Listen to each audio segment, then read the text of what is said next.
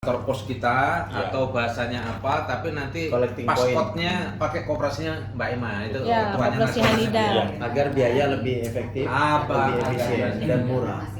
Ya, jadi izin ulangi Bu Ema, selamat datang. Jadi intinya begitu tadi, ekspor itu sudah sangat mudah.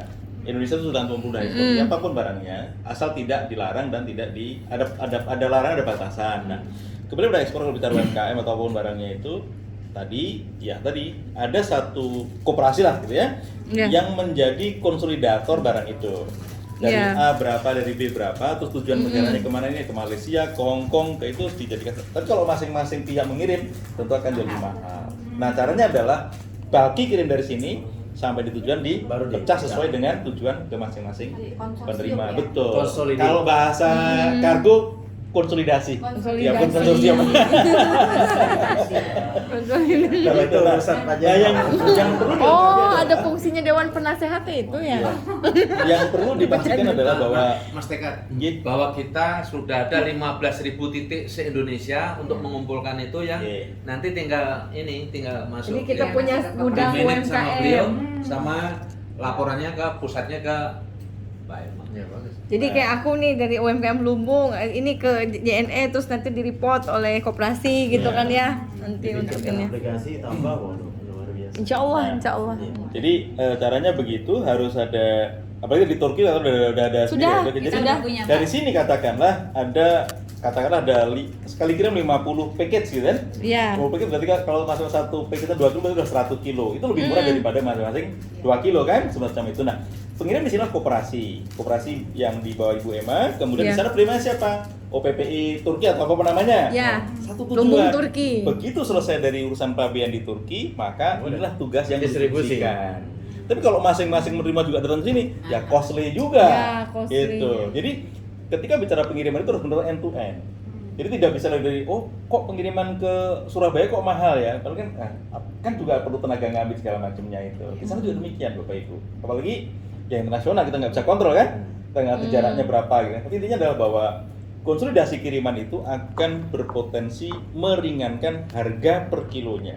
Sebagai contoh misalnya, ketika Bapak Ibu kirim barang sampai ke Singapura 10 kilo, itu sekilonya bisa sampai barangkali 300.000. Tapi begitu sampai di atas 50 kilo sudah akan turun jadi kira-kira hanya sekian ribu, semacam itu. Karena ini adalah semakin besar kuantitinya akan semakin murah harga per kilonya. Nah, bayangin kalau masing-masing pihak ngirim saya bayar segini ya itu akan susah. Sehingga fungsi-fungsi sosial tadi yang diberikan kepada UMKM kita ya nggak tercapai gitu kan. Iya betul. Karena tidak tereduksi kan kos-kosnya tadi kan. Iya, betul jadi. Sekarang yang pernah kami kirimin juga kami juga ada menjadi semacam sama tadi Ibu Lina jelaskan tadi, kami juga mendampingi bagaimana sih cara mengirim ekspor itu. Kami juga seperti itu. Ada pengrajin roasting kopi itu sudah sekian kali kirim ke Malaysia. Jadi dia ngerti. Pokoknya saya nggak ngerti dokumen ekspor Pak, saya nggak ngerti ekspor. Pokoknya saya siapkan barang order ini harganya bahasa Inggris segini, juga nggak Bapak ngerti, atur. boro-boro Gitu. ya. Sehingga Pak, ya ekspornya pakai badung yang dari sana dikirimkan semacam itu. Jadi caranya seperti itu. Nggak bisa masing-masing pengen sendiri. Misalnya si A pengen kirim ke ini sendiri jalannya mahal. Tadi seperti Ibu Ara bilang, sekilo 300.000, ongkos kirimnya 500.000 contoh semacam. Iya benar.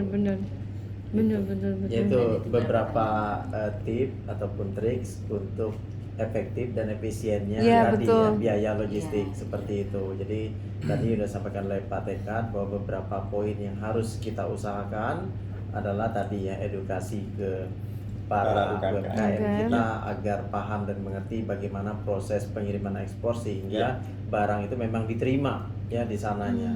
Karena masalah packaging juga pengaruh. Masalah kesiapan seluruh packaging juga pengaruh. Misalnya kalau dilihat dari kayu itu harus ada biasanya namanya kalau di dunia ekspor tuh fumigasi. Seperti itu ya. Jadi untuk memastikan bahwa kayu itu steril dari hama penyakit sehingga tidak menjadi wabah di negara tujuan.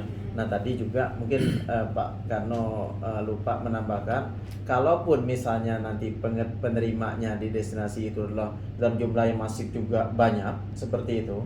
Nah itu mungkin saran kita ke PPI adalah bekerja sama dengan provider lokal di sana, Oh. seperti itu ya, agar biayanya lebih murah. Iya. Seperti itu. Provider lokal. Jadi nanti PPI di masing-masing negara itu mesti kerjasama juga dengan Iya.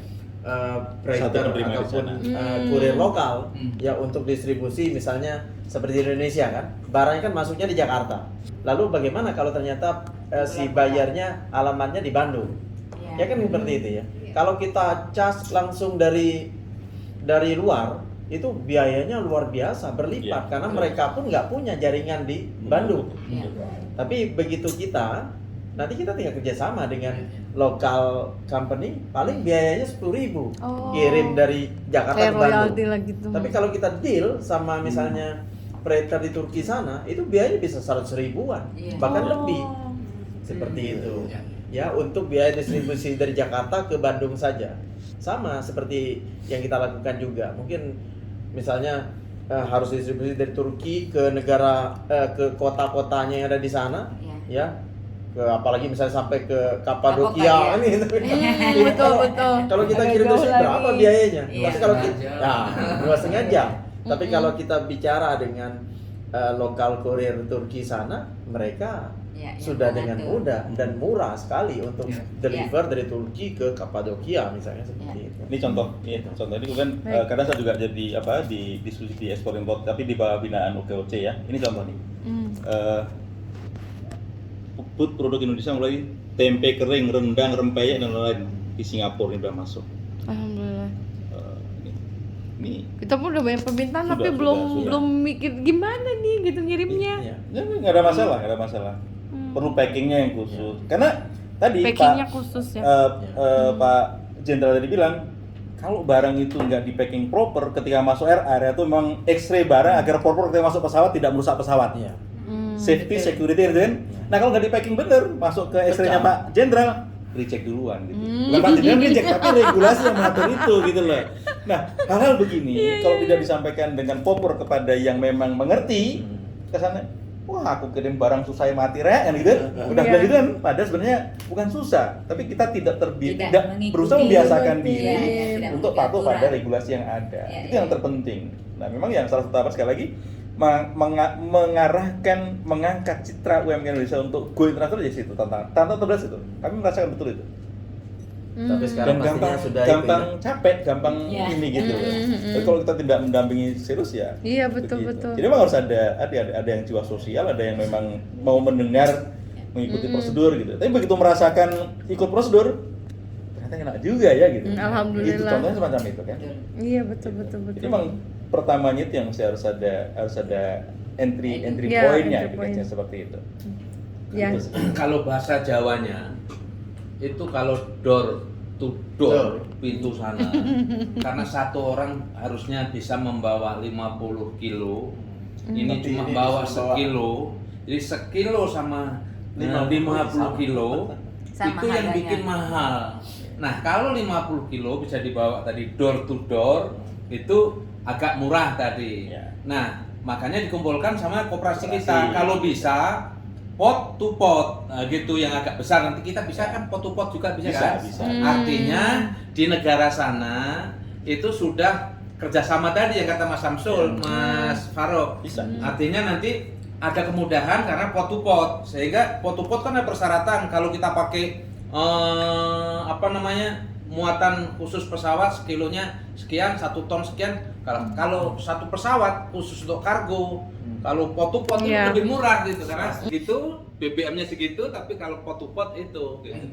Tahu dikit-dikit lah ini pelajaran Ya. dari Mas. Nggak mungkin Tadi, jadi dewan yang penasehat tidak kalah ya. penting tadi adalah tugas Masya Allah. perwakilan luar negeri itulah Ya, harus. mengatur regulasi impor ketika barang A masuk ini apa Ya. sih? Iya gitu. iya betul. Memberikan informasi Itu yang sedetail terpenting selengkap. ya. Sehingga di sini di prepare dulu sebelum jalan kan.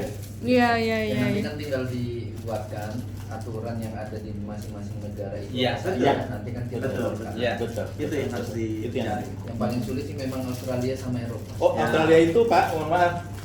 Untuk Makanan. Australia namanya paling mahal fumiga itu ke Australia karena dia harus standar AKIS. Oh. Australian Quarantine Inspection Standard. AKIS itu 1 kubik aja itu 1 juta lebih. Wow. Memang mahal. Nah, hal semacam itulah yang memang Jadi bukan berarti kadang kita tuh kejam pelaku, bukan kejam, memang Dari sananya. Iya memang. Oh, Contoh misalnya, Bapak iya. Ibu kirim barang ke Amerika, sampai ada satu selip kayu saja terlepas beberapa kecil kayu itu kan di reject. Oh. Penaltinya ratusan ribu dolar.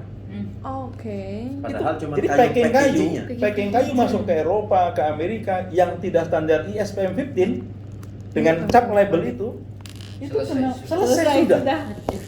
Hilang. Bukan sudah. sekedar barang dikembalikan, bukan. Denda. Penalti, denda. Allahu Akbar. Itu loh. Nah, hal semacam itu kalau disampaikan ke UMKM kan Yang denda itu Negara. kurirnya atau negara, operasinya? pemerintah. Pemerintah, iya.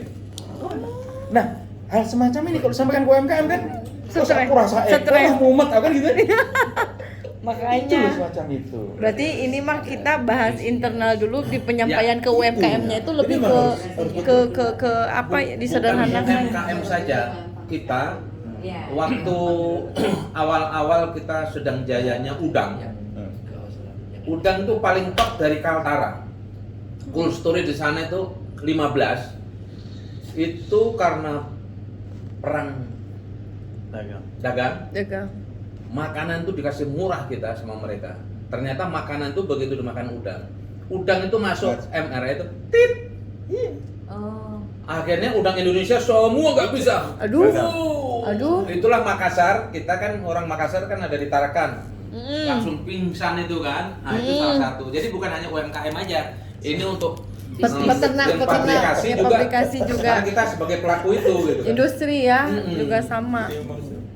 Nah, makanya kan ini jadi kan dari PPI besok sudah ada info. Nah, ini kan namanya peluang maupun risiko ini kan harus kita kelola. Iya. Iya. Artinya kalau saya usulnya kan lebih baik kita membantu UMKM dengan memang menginformasikan ke mereka bahwa produk apa sih yang memang paling menarik untuk kita jual di Turki kah, di Prancis Iya. seperti itu. Jadi jangan melawan itu, jangan melawan itu dulu kan seperti itu ya. Kalau bicara masalah development produk ya boleh-boleh saja ya. Tapi kan tadi kembalinya begitu misalnya kita ngotot ini, udah pokoknya kami hanya skillnya adalah kemampuan furnitur. Nah furnitur tadi disampaikan bahwa biaya fumigasinya saja, apalagi misalnya tujuannya Australia itu sudah sedemikian besarnya. Besar, ya. Nah artinya kenapa enggak kita memang memikirkan kira-kira produk apa yang memang paling laku Ya. diterima Yang mudah di, aja, di iya, tujuan dan iya. mudah kita Yang kelola. mudah aja dulu. Nah sehingga itulah yang kita feed ke para UMKM kita untuk kamu produksi ini yuk. Ya. Ya. Nah karena sekarang lagi booming nih di sana. Setelah itu misalnya 3 bulan selesai masa booming itu, kita cari lagi. Ya kan kita cari lagi. Siap. Oh sekarang lagi booming produk ini nih. Ayo kita create produk ini. Kita datangkan ahlinya yang bisa membantu kalian untuk bisa memproduce barang ini dengan kualitas yang memang diterima. Baik, Kak. Eksportir kan seperti itu. Menurut saya ini menarik gitu ya. Karena Iya. Bapak Ibu, kami sering diundang karantina ya. Karena Iya. kecenderungan barang berangkat. Hmm. Barang berangkat. Tapi itu barang ditolak di sana, Ya. karantina di notice Bu dari negara tujuan. Kami dimasalahkan juga, dipanggil. Ini kenapa kemarin barang bisa berangkat? Jadi artinya negara bisa juga jadi rusak, ya kan? Indonesia mengirimkan barang dengan tidak dilengkapi dengan dokumen, gitu kan? Ada yang namanya status form, ada yang sertifikat, itu harus dilengkapi. Itu yang kadang memang perlu kesadaran kita untuk melengkapi itu. Kita artinya gini loh. Ketika itu negara orang tuh patuh banget gitu loh. Nah, kok di sini enggak? Gitu ya.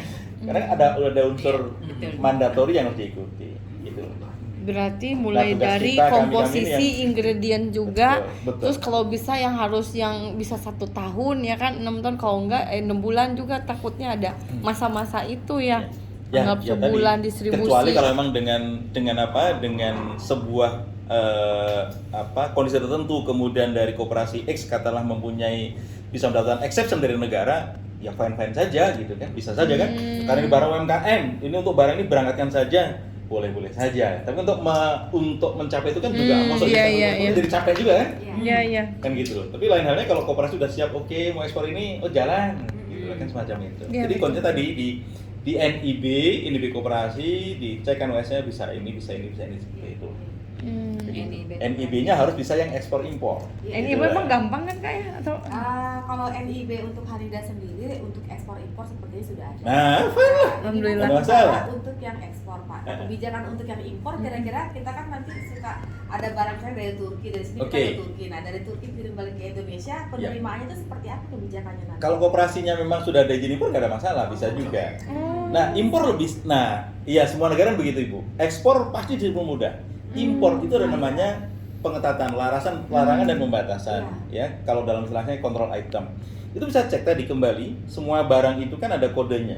Ada kode HS tadi, saya bilang kode Harmony System, itu kode sepakati seluruh dunia di bawah Pabean Internasional, itu lembaga PBB.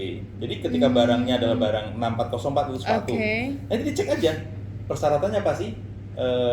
Izin barang ini persyaratannya apa? Dilengkapi. Oh ini ternyata harus HS code. Oh ini harus ke perdagangan, ini harus ke perindustrian semacam itu. Itu ada semua. Mudah kok Bu Bapak Ibu. Mau cek sekarang harga barang seperti ini udah bisa cek di itu kok di komputer kita, nggak usah banyak tanya Ibu. Semua udah terdata. Ibu langsung masuk insw.go.id udah muncul semua itu. itu sistem ya. Itu kan juga jadi mempermudah dan jadi mempermurah ya cost yang harus ditanggung oleh UMKM kita.